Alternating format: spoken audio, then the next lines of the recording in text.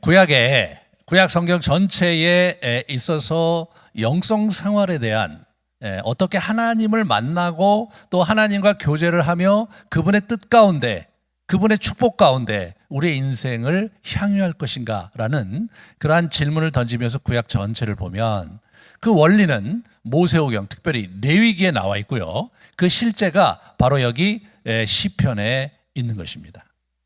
시편이 150편으로 되어 있는데요. 그 중에서 1편과 2편이 시편 전체의 주제입니다. 다시 말해서 이 이스라엘의 영성생활의 핵심적인 두 주제가 있는데 그 주제가 바로 첫 번째 주제가 시편 1편 그리고 두 번째 주제가 시편 2편이라는 것이죠. 한번 여러분 같이 좀 이렇게 정리를 해보시면 시편 1편은 지혜시예요. 지혜시인데 율법, 다시 말해 토라, 모세오경을 주야로 묵상하는 삶을 사는 사람이 축복을 받는다. 형통을 한다. 그런 얘기예요. 그리고 시편 2편을 보시면 그건 제왕시라고 이렇게 분류가 되는데 시온에 세우신 왕, 다시 말해서 메시아의 공의로운 통치를 바라보는 그런 두 가지 축이 이제 되어 있는 거예요. 좀 더 자세히 풀어보시면요. 두 기둥이 뭐냐? 두 기둥이 하나는 인의, 두 번째는 공의입니다. 이 인의라 하면 말씀 묵상 속에 열매를 맺는 형통한 삶, 그걸 의미하는 거거든요. 인이라는 것은 하나님과 우리 사이의 그 언약적 사랑을 얘기하는 거예요. 언약적 사랑 속에 맺어지는 관계. 의라는 것은 그 옳은 관계를 맺는다는 거예요. 그래서 하나님께서 또한 언약적 돌보심을 우리에게 베푸신다. 그래서 인의입니다. 시편 1편의 핵심이 뭐냐면 인의예요. 저와 여러분이 이 세상을 살면서 하나님과 올바른 관계를 맺고 그분과 교제하고 그분의 사랑을 덧입고 그분께서 주시는 능력을 덧입고 이 땅을 살아갈 때 그것이 복이다 이겁니다. 그죠? 그것을 여러분과 제가 정말 꼭 붙잡을 수 있어야 되는 거죠. 두 번째는 하나님과 우리와의 관계가 아니라 하나님과 이 세상과의 관계인데 그것은 뭐냐면 하나님이 이 세상의 주권자로서 세상에 하나님의 공의와 그리고 하나님의 긍휼로 통치하신다는 그러한 부분이 이 공의인데 이분의 자비로운 통치, 다시 말해서 이분의 통치는 의로울 뿐만 아니라 공의와 긍휼이 같이 조화가 이루어지는 그런 통치입니다. 우리는 하나님의 뜻이 이 땅에 이루어지다라고 우리 주기도문을 외칠 때, 낭독할 때 그분의 공의와 긍휼의 온전한 통치가 이 어둠의 세력이 장악한 이 세상에 이루어질 것을 바라보는 그러한 믿음과 소망을 갖고 있죠. 그래서 우리가 인의와 공의는 여러분과 제가 이 세상을 살면서 붙잡아야 될 굉장히 중요한 영성생활의 두 기둥이다. 신앙생활의 두 기둥이다. 그 말씀을 먼저 올려드립니다. 이제 오늘 본문에서 인의, 특별히 이 묵상하는 삶에 초점이 맞춰져 있는 그러한 인의에 대해서 같이 생각해 보려고 합니다. 이 묵상의 힘, 이것이 이제 시편 전체의 주제입니다. 이게 묵상의 힘을 누리는 삶의 특징은 이제 부정적인 것과 긍정적인 것이 있는데 부정적인 것은 뭐냐면 악인의 꾀를 쫓지 않는다 이겁니다.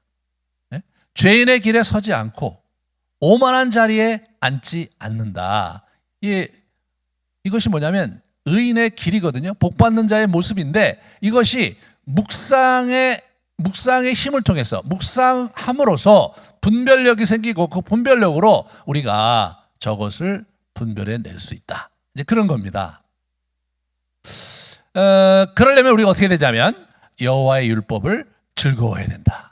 주야로 그것을 묵상하며 즐거워해야 된다. 그 얘기가 오늘 시편 1편의 아주 주된 초점입니다. 그러면 이 묵상으로 이 복된 삶을 사는 사람의 모습을 시편 저자는 어떻게 얘기하고 있는가? 첫 번째 뭐냐면 이 묵상은 자기 영혼에게 생명력을 공급하는 시간이다. 여러분 이게 이제 우리가 이제 잘 생각해 봐야 되는 게 뭐냐면 묵상이라는 것 자체가 우리에게 얼마나 중요한 우리 신앙의 축이 되어야 되는지를 여기서 이제 아주 극명하게 보여주는 거죠. 그래서 이 우리의 영혼의 생명력을 공급하는 거예요. 영감을 공급하고 우리가 이 어려운 시대를 어떻게 살아가야 될지에 대해서 그런 부분에서 어디서 그 소스를 얻을 것인가? 하나님의 말씀을 묵상하는 데서 그 소스를 얻는다 이거예요. 두 번째로 이 세상을 우리가 살아가는 데 있어서 이 지혜와 분별력이 필요한데 그것을 어디로부터 얻을 것이냐? 그 하나님 말씀을 묵상하는 데서 얻는다는 거죠.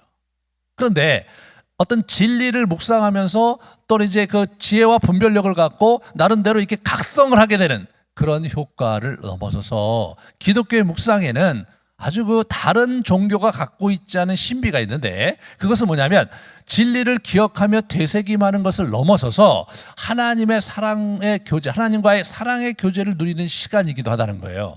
하나님께서 인격적으로 우리 가운데 임재하시고 자기를 드러내 보이실 뿐 아니라 우리와 대화하시고 교제하시면서 우리에게 은혜를 베푸시고 우리의 필요를 채우시는 그러한 시간이라는 거죠, 이것이. 첫 번째, 두 번째는 다른 종교, 고등 종교도 가지고 있는 그러한 특징이지만 마지막 것은 이 기독교만 갖고 있는 아주 소중한 그러한 특징이요, 가치입니다. 그러면 우리는 살아계신 성삼위 하나님께서 인격적으로 서로 존재하시면서 공유하시면서 있는 그 교제에 그 서클에 우리를 초대해 주시고 그 안에서 우리와 대화하시고 우리와 함께 이제 자신의 나라를 이루어 가시고자 하는 것이 그분의 뜻입니다. 그러면 어떻게 우리가 그분과 소통하겠는가 말이에요. 어떻게 소통하겠는가 말이에요. 그런 부분에서 성경을 공부하고 이해하고 이제 그런 부분을 하면서 하나님의 뜻을 이해하는 것. 근데 그것만 갖고는 사실 한계가 있거든요. 네? 진정한 대화와 교제가 있을 때 사람이 움직이잖아요. 그것을 우리는 묵상을 통해서 얻어야 된다. 어떻게 그러면 그걸 하느냐? 주야로. 이게 주야, 아까도 얘기했지만 그 묵상의 리듬이거든요. 주야라는 말 자체가 밤에도 하고 낮에도 하고 이런 의미로 우리가 볼 수 있지만 그것이 이제 항상이란 말로 나중에 이렇게 자꾸 표현이 돼요. 항상 늘 이렇게 하는 거예요. 항상 늘. 그러면 우리의 일상의 삶을 살면서 어떻게 항상 늘 그걸 하느냐 말이에요. 그죠? 이런 부분에서 사실은 유대인들이 우리에게 많은 유산을 남겨줬어요. 초대교회 우리 선배들이 많은 유산을 남겨줬어요. 그것은 뭐냐? 아침, 점심, 저녁 하루에 3번 기도하고 묵상으로 나아가는 거.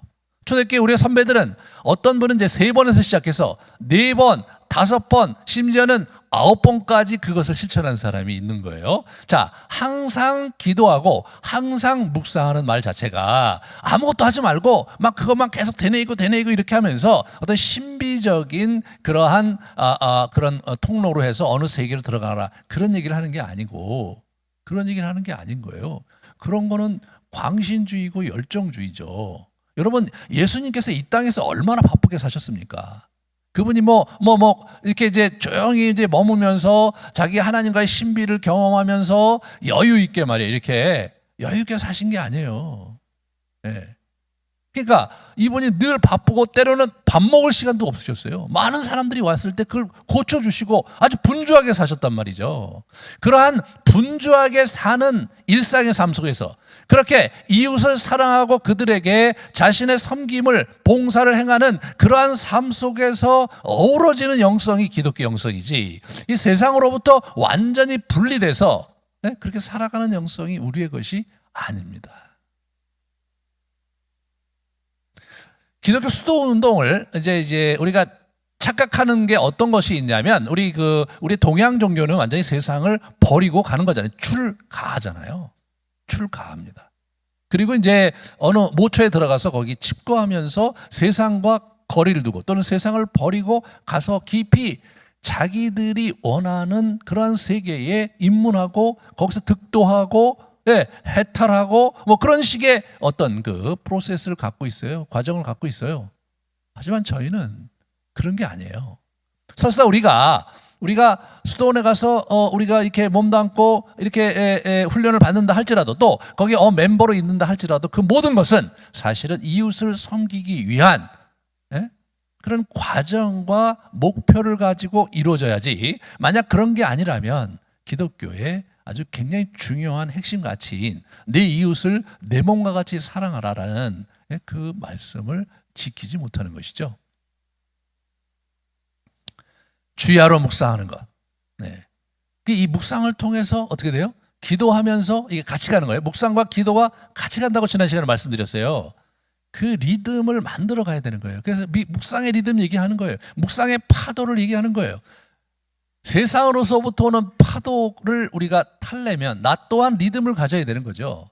나 또한 영성의 리듬을 갖고 세상의 그 파도를 탈 수 있어야 되는 거잖아요. 그런 면에서 저와 여러분이 우리의 영성 생활의 리듬이 필요하다. 그게 굉장히 중요한 겁니다, 여러분. 우리의 선배들은 우리가 이제 초창기에 이제 농경 문화 속에서 저희가 이제 이게 들어왔잖아요. 그러니까 이분들은 주일날 아침, 새벽 아침, 그 다음에 저녁 이렇게 예배 드리고, 그 다음에 수요 예배 드리고, 금요 예배 드리고, 새벽 기도를 늘 하셨어요. 그렇게 하면서 이분들이 나름대로 리듬을 이렇게 이루신 거죠. 우리 선배들이 굉장히 잘하셨어요. 굉장히 잘하신 거예요. 농경 문화 속에서는 그게 맞는 거죠. 적절했던 것 같아요. 하지만 요즘은 그렇게 하기가 너무 어려운 시대란 말이죠. 굉장히 분주한 거예요. 시간이 뭐 이렇게 아침에 해가 뜨면 일어나서 일을 시작하는 이런 사람도 있는가 하면 밤에 늦도록 일하는 사람도 있고 말이에요. 그리고 라이프 스타일이 저마다 다 달라요.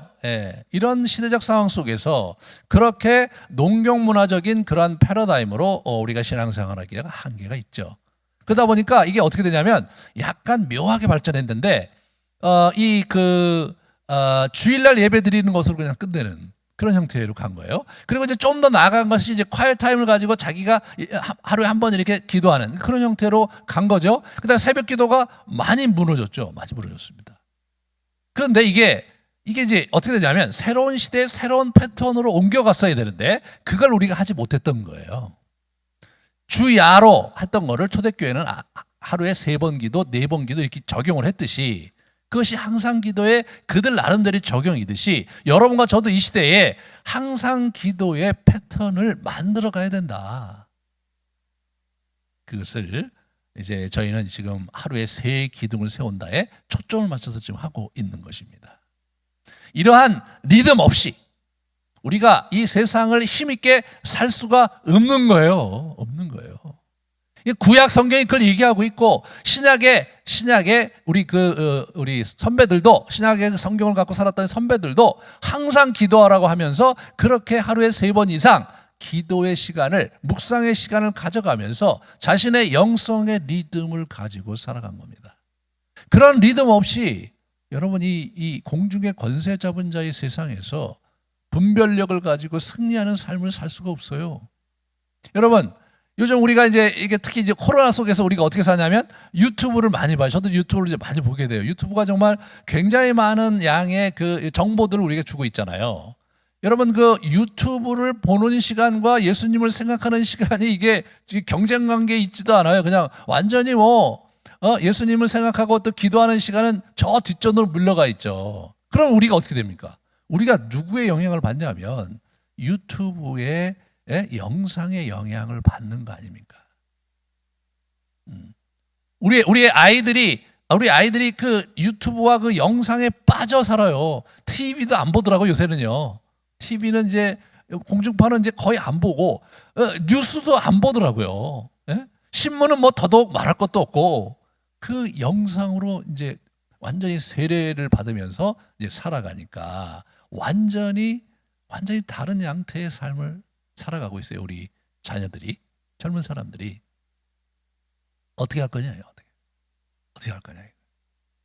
그런 면에서 우리가 좀 더 슬기롭게 예전에 우리 선배들의 모습을 보는 것과 아울러서 성경에서 궁극적으로 우리에게 가르쳐주는 바를 잘 붙들어야 되는데 이 묵상이 아주 굉장히 중요한 것이라는 거예요.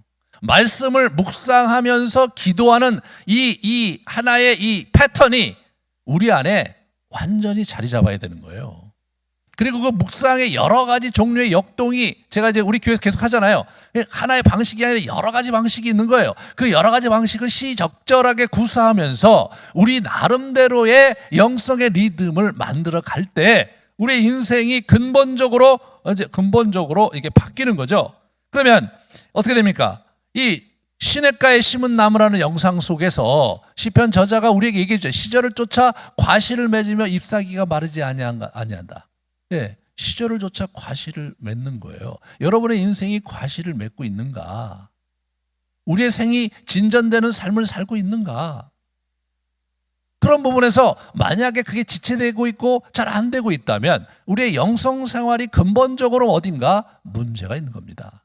그 행사가 다 형통하다. 나는 왜 하는 일마다 잘 안 되냐? 예? 나는 왜 이런 일이 있을 때마다 왜 자꾸 이렇게 어려운 일이 자꾸 부딪히고 어려워지느냐? 이런 부분에서 우리가 안타까움을 가질 때가 참 많잖아요. 저도 이제 그런 세월을 많이 보냈는데 이게 교회에 나온다고 이렇게 되는 게 아니고 이게 영성 생활의 리듬을 가지고 살아갈 때 그 상황에서 지혜가 생기고 그 상황에서 기도할 때 하나님의 도우심을 잘 이렇게 인지하게 되면서 우리가 형통한 삶으로 나아가는 거지. 그냥 아침에 일어났는데 길이 쫙 열려갖고 형통하게 그냥 길이 쫙 탄탄대로가 열리는 그런 삶을 성경은 얘기하지 않아요. 세 번째로 여호와께서 우리를 인정하시는 겁니다. 인정해. 예? 인정한다는 말이 영어로 no라는 동사를 썼어요. 여호와께서 우리를 알아주시고 우리와 교제하시고 야, 너 정말 대단한 놈이구나. 나는 너를 사랑한다. 야, 나는 이런 것을 너한테 원하는데 이것을 네가 해야 된다. 이런 부분에서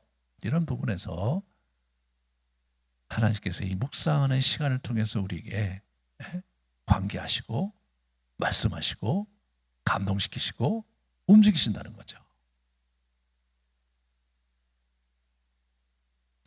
그러면 묵상 없는 자의 삶은 어떤 것이냐? 오늘 여기서 악인들에 대해서 얘기해요. 악인. 여러분, 악인 하면 우리는 완전히 우리와는 다른 사람이라고 생각하기 쉬워요. 우리와는 완전히 다른 사람이 생각하기 쉬워요. 그렇지 않아요. 이 지혜시라 지혜서에서의 악인은 어떤 거냐면 오만한 자리에 앉는 거예요. 자리 얘기 나오는 거예요. 그죠? 오만한 자리에 앉는 거. 예? 악인의 길에 들어서는 거 이런 표현을 써요. 내가 어떤 스탠스에 있느냐 이런 얘기예요. 어떤 스탠스에 있느냐. 내가 악인의 스탠스, 악인의 자리에 또는 미련한 자리에 또는 교만한 자리에 있으면 그게 교만한 자고 미련한 자고 그리고 내가 악한 역할을 하면 내가 악인인 거예요. 악인인 거예요. 물론 시편 전체에 보시면 악인이 이제 두 가지 종류의 악인이 있는 거죠. 이스라엘 백성들 중에서 하나님을 섬기는 사람 중에서 악인도 있고 아예 이방인 하나님을 거역하는 그런 악인도 있죠. 그렇게 됩니다. 그래 우리가 가만히 잘 보셔야 돼요. 그러니까 우리가 악인과 내가 멀리 있다고 생각하시면 안 돼요. 우리 성도들 중에 악한 자리에 있으면 그분이 악인이에요. 여기서 얘기하는 악인은 그래서 네가 심판받고 완전히 지옥 갈 거다. 그런 얘기하는 의미가 아니에요.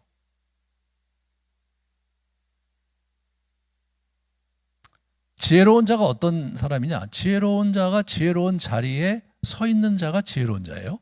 그러면 어디가 지혜로운 자리고 어디가 어리석은 자리인지를 모르잖아요. 그러면 자기도 모르게 자기는 악한 자리에 있을 수 있는 거예요. 근데 자기의 주관적인 감정 어떠하면 나는 악한 사람이 아니야. 나는 하나님을 섬기는 사람이야. 그죠? 그렇게 되는 거예요. 그러니까 나는 문제가 없는 거예요. 이게 뭐냐면요. 이게 참 생각해 봐야 돼요. 이 악인들은 의인의 모임에 들지 못하는 거예요. 완전히 구별이 되는 거예요. 의인의 모임에 없어요. 악인은 뭐냐? 악인의 길을 가는 자가 악인인 거예요. 예? 악한 놈이 있는데 제가 악인 이게 아니에요. 여러분, 악한 길을 가는 자가 악인인 거예요. 그리스도인들 중에서도 악한 길을 가는 사람들이 얼마나 많아요. 그리스도인들 중에서 나쁜 놈들이 얼마나 많습니까, 여러분? 우리는 죄인이죠. 뭐 당신도 나도 죄인이죠. 예, 맞아요. 다 죄인이에요. 하지만 의인의 길을 가는 죄인이 있고 악인의 길을 가는 죄인이 있단 말이에요. 악인의 길을 가는 죄인이 악한 자인 거예요. 심판을 견디지 못할 거다. 하나님의 마지막 날에 어떻게 돼요? 평가를 하실 거 아니에요. 행한 대로 갚아주시겠다고 말씀하셨잖아요. 그리고 이 땅에서는 어떻게 돼요? 유업을 얻지 못하는 거예요. 우리 그리스도인들은 그리스도인들이 아닌 사람들은 이제 뭐 우리가 얘기할 것도 없고요. 참 이게 지금 시편 1편의 저자가 무슨 얘기하는 거냐? 여러분 시편 1편이요. 이게 어떻게 되는 거냐면 시편이 5권이 돼 있어요. 5권이. 그래서 1권, 2권, 3권은 포로기 이전에 쭉 정리가 된 걸로 학자들이 이제 밝혀냈고, 그 다음에 4권과 5권은 포로기 이후에 돌아와서 다시 또 편집을 한 거예요. 그러면 시편 1편은 뭐냐? 그거 다 끝난 다음에 맨 앞에 그거 집어넣은 거예요. 그러니까 이게 시편을 다 모아놓은 사람들이 이 시편의 핵심 주제라고 생각한 시편을 맨 첫 번에, 그리고 그 두 번째에 배치를 해놓은 거예요.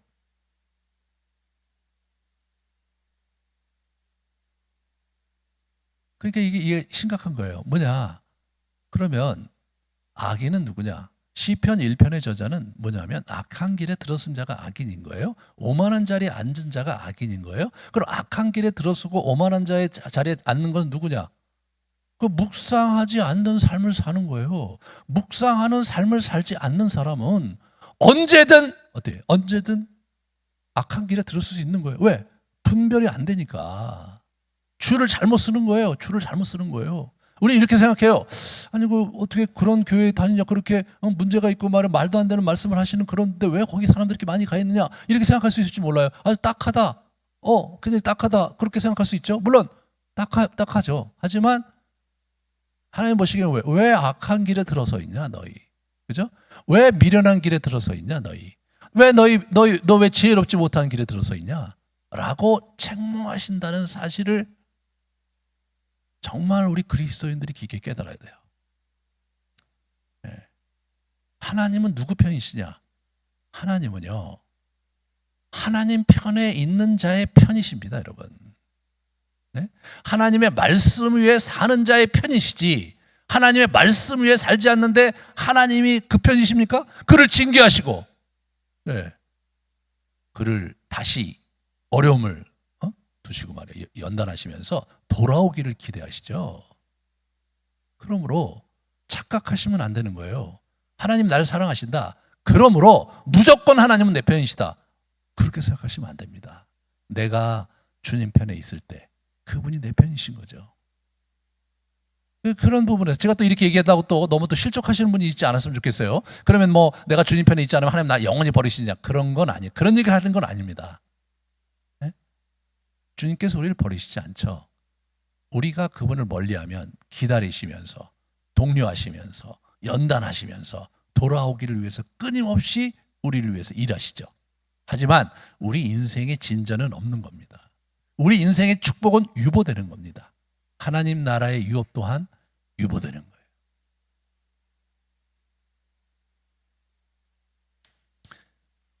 그렇다면 악인의 결과는 뭐냐? 맨 마지막에 얘기하잖아요. 망한다 이거예요. 인생이 망한다는 거예요, 여러분.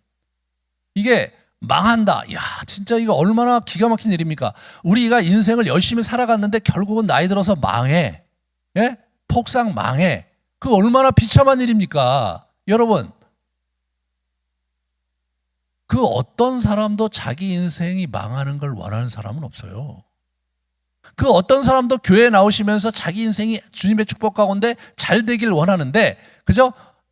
나는 뭐 안 되면 망하면 되지, 이렇게 생각하는 사람은요, 한 분도 안 계신 거예요. 그런데 아주 재미난 것은 뭐냐면 망하는 인생들이 있는 거예요. 그 핵심 포인트가 뭐냐? 내가 주야로 묵상하는 삶을 살아내느냐 그러지 못하느냐에 달려있다고 시편 1편 저자가 우리에게 얘기해주고 있는 거예요. 이것이 구약 영성의 핵심이고, 이 시편 1편 얘기가 우리 좀 이따 이제 같이 묵상할 우리 요한복음 15장의 참 포도나무 비유에서 예수님께서 그것을 다시 강조하세요. 너희는 가지다, 이게. 줄기 내게 붙어 있지 아니하면 너희는 아무것도 아니다. 그죠? 어떻게 해요? 불에 던져 태워버린다는 거 아닙니까? 이런 부분에서 우리의 삶이 무가치한 인생으로 그냥 땔감에 쓰여질 정도의 아무런 가치가 없는 인생으로 전락할 수 있다는 사실을 우리가 진지하게 받아들여야 되는데, 그러면 어떻게 그것을 극복하느냐, 그 길이 뭐냐? 그것이 묵상의 길로 나아가는 거예요. 묵상의 힘을 가지고, 묵상의 리듬을 가지고 이 세상을 우리가 살아가는 그 신앙 삶, 영성 훈련의 삶, 영성 생활을 우리가 구현해 낼 때 비로소 우리가 진정으로 의인의 길에 형통한 삶으로 간다는 거죠.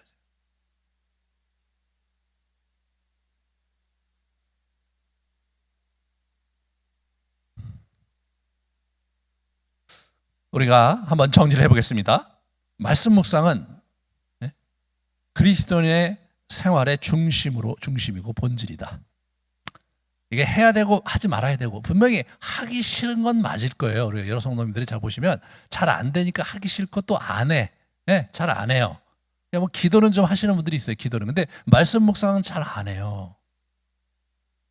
제발 하기 싫은 거 이제 합시다. 그렇게 이제 해요.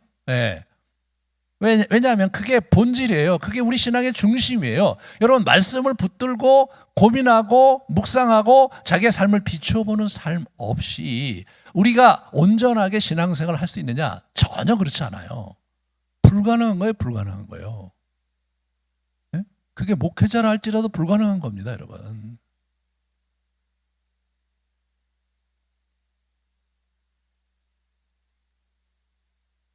묵상하는 삶에 실패하는 사람은 어떻게 돼요? 바람에 나는 겨와 같도다. 그냥 바람이 불면 휙 날아가는 거예요. 어디 가서 날아가서 어디에 처박혀 있을지도 모르는 그러한 겨와 같은 인생이다. 이렇게 얘기하는 거예요. 겨와 같은 인생이다. 저희가 그 대학 다닐 때 기성세대에서 많이 비판했어요. 기성세대가 너무나 불합리하고 막 독재를 하고 막 그래갖고 막 비판을 했는데, 지금 이렇게 이제 제가 이제 그 기성세대가 돼서 이렇게 보니까 우리도 별반 다르지가 않아요. 과거 우리 선배들에 비해서 우리는 대학을 많이 다녔어요. 과거 우리 선배들에 비해서 우리 세대는 좀 더 많이 공부했어요. 그럼에도 불구하고 우리가 합리적으로 살지 못해요. 아니, 그리스도인마저 그러면 어찌하라는 겁니까? 진리를 추구하고 하나님의 도와 하나님의 공의와 그리고 하나님의 긍휼과 사랑을 우리가 몸소 담아서 그렇게 이제 이 세상에 전환하는 그러한 도를 갖고 있는 우리마저 그 중심을 잃어버린다면 세상에 희망은 없는 거 아니냐.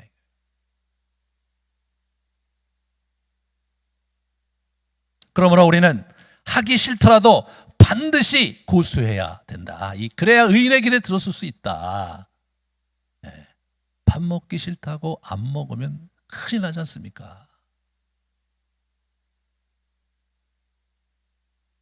여기서 우리가 한 가지 희망은 뭐냐면 그 묵상의 삶 뭐 떡이 나와요? 돈이 나와요? 떡이 나오고 돈이 나온다고 얘기하시는 거예요. 형통한 삶이 이루어진다고 하시는 거예요. 왜 그러냐면 여러분, 제가 이제 이렇게 해보니까 이게 분별력이 생기는 거예요. 분별력이 내가 이런 걸 느끼고 내가 이런 놈이구나. 나는 이렇게 살아왔는데 내 감정은 이렇게 흘러가고 있고 저 사람은 또 저렇게 흘러가고 있구나. 세상은 이렇게 가고 있구나. 이런 분별력이 생기는 거예요. 여러분, 이런 분별력이 있어야 상황 판단을 온전히 하고 상황 판단이 제대로 돼야 지혜로운 자리에 설 거 아닙니까? 여러분, 지혜롭고 옳은 자리에 내가 계속 서는 시간이 많으면 많을수록 내 인생은 잘 되게 돼 있는 거죠. 내 인생은 형통하게 돼 있는 거예요.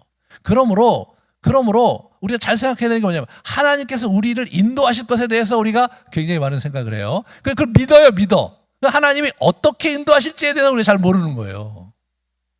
하나님이 인도하시되 우리를 하나님의 말씀을 묵상할 때 하나님께 임재하셔서 우리를 가르쳐 주시고 깨우쳐 주시고 길을 보여주시는 그런 형태로 우리를 인도하시는 겁니다. 무대뽀 기도해갖고 막 하다 보면 하늘에 뭐 뜻이 임하고 이런 건 아주 예외적인 케이스죠. 아주 예외적인. 그러나 일반적으로 하나님께서는 말씀을 묵상하는 그러한 시간에 우리에게 개입하시고 역사하시는 거죠. 시냇가의 심은나무가 오늘 이제 이야기하는 거예요. 시절을 쫓아서 이렇게 열매를 맺는 시냇가의 심은나무. 그 이제 교회의 아름드리 나무, 그죠? 이 나무의 그림, 열매 있는 나무의 그림, 이것이 사실은 저희 교회의 굉장히 큰 주제예요. 우리가 한번 제가 준비한 그 그림을 보시면서 한번 생각해 보려고 합니다. 이렇게 시냇가에 이제 있는 나무죠. 그러니까 물이 늘 공급이 되는 거예요. 네, 또 이렇게 보시면 네, 아주 저런 제가 아주 굉장히 좋아하는 사진인데 네, 네, 저렇게 이제 아주 그냥 나무들이 그냥 그 시냇가에서 흠뻑 물을 먹고 말이에요. 아주 자랄 만큼 자랐고 자기가 구가할 만큼 충분한 자기의 줄기와 기둥과 이파리들을 그냥 수십 년을 통해서 이렇게 이제 지냈겠죠. 예, 그 다음에 네, 여기 또 이제 열대인데 저런 또 나무들이 저렇게 이제 지내고 있는 거죠. 예, 그 다음에 예, 그래서 어떻게 됩니까? 저런 튼실한 열매를 거둔다는 거예요. 아름드리 교회가 왜 아름드리냐? 아름드리 나무가 돼서 이 정말 튼실한 열매를 맺는 거 그게 우리의 삶의 의미인 거죠. 예, 그 다음에 이렇게 보시면 예, 저런 예, 열매가 중요해요. 열매가. 아니, 사람이 많으면 뭐예요? 여러분 숲이 빽빽하게 나무가 들어서 있으면 뭐합니까? 열매가 없다면 하나님 보시기에 찍어 버려야 될 나무라는 거예요. 그 다음에 이렇게 보여주시면 예, 포도들이 이렇게 열고 예, 그 다음에 이렇게 보여주시면 예, 저런 아주 소담스러운 열매를 우리 인생에 우리가 이루어가는 거예요. 우리의 내적인 열매, 성품의 열매가 우리에게 이제 일어나야 되죠. 예. 그런 얘기가 나오고 그 다음에 우리가 유업의 열매가 있는 거예요. 우리가 하나님 앞에 이 세상을 살면서 그분의 존재와 그분의 역사하심을 드러내는 그런 일들을 우리가 감당하는 그래서 그분의 공의와 긍휼과 자비가 이 세상에 이렇게 자꾸 전달되고 또 우리가 이 세상에 주님의 사랑을 전하는 그런 열매죠. 열매예요. 네. 하나님이 우리 인생에 이루시고자 하는 열매가 바로 저 열매예요. 그런데 말이에요. 저 열매가 어떻게 맺혀지는지 그건 굉장히 단순한 거예요. 묵상하는 삶을 살면 저 열매가 자연히 맺어진다는 게 성경이 얘기해요. 좀 이따 같이 묵상할 말씀도 뭐냐면 그냥 원가지에 너희가 거하기만 하면 열매를 많이 맺을 것이라고 약속해 주셨어요. 네, 우리가 이렇게 생각해 뭔가 하나님을 위해서 열심히 해야 뭔가 열매가 많이 맺을 수 있을 거라고 생각해요. 하지만 나무의 원리를 가만히 생각해 보면 나무 가지가 뭘 열심히 할 게 뭐 있습니까? 나무 가지가 해야 될 건 뭐냐? 원줄기에 착 달라붙어서 떨어지지 않고 원줄기로부터 오는 영양분을 계속해서 흡수하는 거 그게 열매를 맺는 비결이지. 나무가 뭐 많이 움직이고 뭐 부르짖고 뭐 여러 가지 액션을 취해 갖고 저런 열매가 생기는 게 아닌 거예요. 이런 부분에서 우리가 잘 긴장을 가지고 이런 생각을 할 수 있죠. 아니 그러면 목사님 아무 일도 하지 않아도 되고 그냥 계속해서 말씀 묵상하고 살면 다 된다는 거예요? 네, 그렇다는 거죠. 아니 근데 무슨 일이 일어나요? 예, 일이 일어납니다. 내 안에 열정이 생기고 내 안에 통찰력과 지혜가 생기면 하게 되거든요. 우리 어린아이를 키워보신 분들은 아시겠지만 그 친구가 잘하려고 빽쓰고 그러지 않아요. 그냥 그 친구는 맨날 먹고 자고 부모님 괴롭히고 그러는 거예요. 그러다 보니까 애가 커진 거예요. 지가 뭐 플랜을 가지고 뭐 해갖고 한 게 하나도 없고 지가 버둥거리다 보니까 큰 거죠. 그죠? 그 옆에 이제 우리 부모님들이 도와주신 거고요. 그러다 보면 이제 정신이 생기고 내가 어떻게 살아야 되나 고민하면서 지기를 찾아가듯이 우리의 영적인 여정도 마찬가지거든요. 우리가 알아서 가고 이런 거는 한참 걸리는 거예요. 목사님 잘 안 돼. 목사님 잘 안 되죠. 처음부터 잘 되면 그게 뭐가 문제겠어요. 네. 기도가 처음부터 잘 되면 뭐가 문제겠어요. 힘들죠. 하기 싫죠. 네. 저도 이제 묵상하고 침묵하고 묵상하는 삶을 제가 이제 결심을 하고 15년째씩 그렇게 살고 있어요. 15년을 그렇게 했는데도 그냥 어떤 날은 그냥 하기가 싫은 거예요. 이렇게 앉아 있으면. 네? 침묵도 그냥 하면 잠이 막 올라오고요. 말씀을 이렇게 성경을 보면 이거 어떤 날은 그냥 말씀이 좋아서 너무 좋은데 어떤 때는 그냥 아무리 읽어도 무슨 말인지 모르겠고 차라리 그냥 영화 한 편 보는 게 훨씬 더 내 감동이 있을 것 같고 그럴 때가 있는 거죠. 그게 그게 뭐 그렇다고 해서 제가 그 앞으로 뭐 5년 정도 더 돈 닦으면 그러면 뭐 그게 잘 되고 그럴까요? 전혀 그렇지 않습니다. 늘 비슷한 정서 속에 삽니다. 다만 때때로 그분께서 나에게 찾아오시고 내 마음을 움직이시고 나에게 은혜를 베푸시는 것이 다른 거죠. 그런 거예요.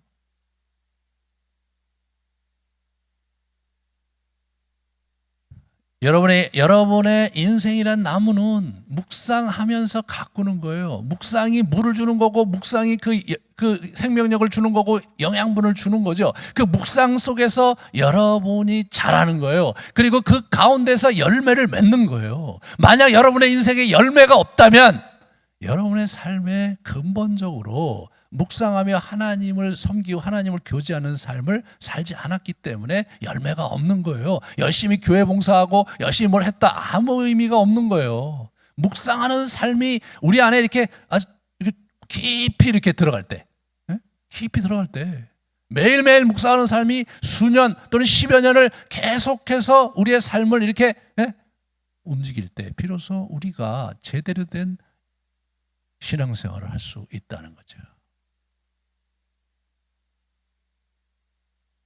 어린아이가 언어를 배우는데 문장 하나를 자기 걸로 사용하기 위해서 3,000번 반복한다는데요.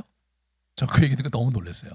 그 애가 아무것도 안 하는 것 같지만 3,000번 듣고 반복할 때 그게 자기 게 된대요. 인간이 그렇게 쉬운 존재가 아닌 거예요. 그러니까 여러분 말씀을 묵상하는 게 뭐 한 두세 달, 뭐 1, 2년 해갖고 이게 될 거라고 생각하시는 것 자체가 인간이 어떤 존재인지를 모르는 거죠. 그거 안 되는 거예요. 그래서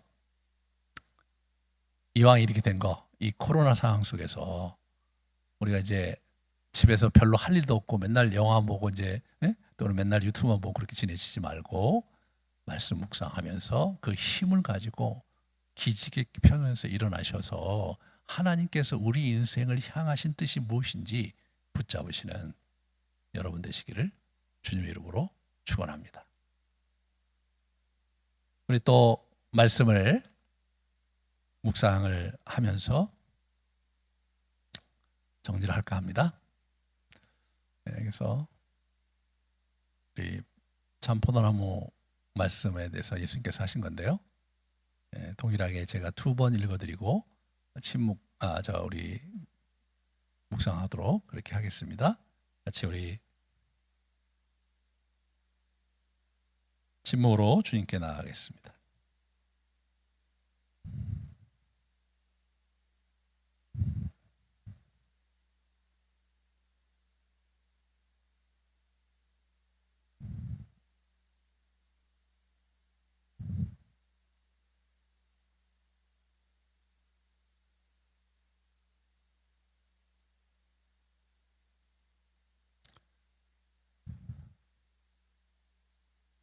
나는 참 포도나무요 내 아버지는 농부라. 무릇 내게 붙어 있어 열매를 맺지 아니하는 가지는 아버지께서 그것을 제거해 버리시고 무릇 열매를 맺는 가지는 더 열매를 맺게 하려 하여 그것을 깨끗하게 하시느니라. 너희는 내가 일러준 말로 이미 깨끗하여졌으니 내 안에 거하라. 나도 너희 안에 거하리라. 가지가 포도나무에 붙어 있지 아니하면 스스로 열매를 맺을 수 없음 같이 너희도 내 안에 있지 아니하면 그러하리라. 나는 포도나무요 너희는 가지라. 그가 내 안에 내가 그 안에 거하면 사람이 열매를 많이 맺나니 나를 떠나서는 너희가 아무것도 할 수 없음이라. 사람이 내 안에 거하지 아니하면 가지처럼 밖에 버려져 마르나니 사람들이 그것을 모아다가 불에 던져 사르느니라. 너희가 내 안에 거하고 내 말이 너희 안에 거하면 무엇이든지 원하는 대로 구하라. 그리하면 이루리라. 너희가 열매를 많이 맺으면 내 아버지께서 영광을 받으실 것이요 너희는 내 제자가 되리라. 아버지께서 나를 사랑하신 것 같이 나도 너희를 사랑하였으니 나의 사랑 안에 거하라. 내가 아버지의 계명을 지켜 그의 사랑 안에 거하는 것 같이 너희도 내 계명을 지키면 내 사랑 안에 거하리라. 내가 이것을 너희에게 이름은 내 기쁨이 너희 안에 있어 너희 기쁨을 충만하게 하려 함이라.